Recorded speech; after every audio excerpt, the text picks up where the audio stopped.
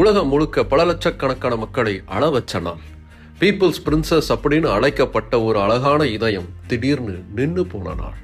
ஆம், இளவரசி டயானா இறந்து போன தினம் இன்று. பிரின்சஸ் சார்லஸ் உடைய முன்னாள் மனைவி, பிரிட்டன் ராயல் ஃபேமிலியில ஒருத்தங்க அப்படிங்கிற அடையாளத்தை தாண்டி மக்களுக்கு மிகவும் நெருக்கமான ஒருத்தர் அப்படிங்கிற பேர் எடுத்தவங்க பிரின்சஸ் டயானா. சாதாரண குடும்பத்தில் பிறந்து இளவரசி என்னும் உயரத்தை அடைந்து மக்கள் மனதில் நீங்காத இடம் பிடித்தவர் டயானா.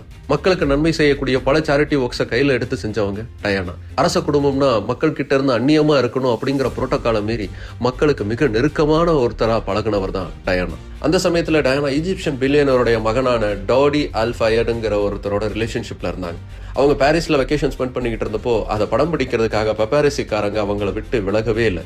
எங்க போனாலும் போட்டோ எடுக்க ஃபாலோ பண்ணிக்கிட்டே இருந்தாங்க. அந்த இரவு டயானாவும் டோடியும் ரிட்ஸ் ஹோட்டல்ல இருந்து வெளியில வந்து பாப்பராசிகளை அவாய்ட் பண்றதுக்கு ட்ரை பண்ணாங்க.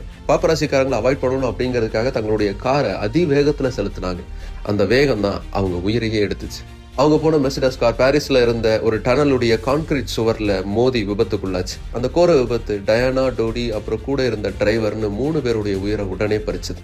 தன்னுடைய வாழ்நாள் முழுக்க உள்ளுக்குள் 1000 சுகங்கள் அழுத்தி கொண்டிருந்தாலும் அதை உலகிற்கு வெளிக்காட்டாமல் எப்போதும் சிரித்த முகத்துடன் அன்பை மட்டுமே மக்களுடன் பகிர்ந்த இளவரசி டயானா இறந்து போன தினம் இன்று.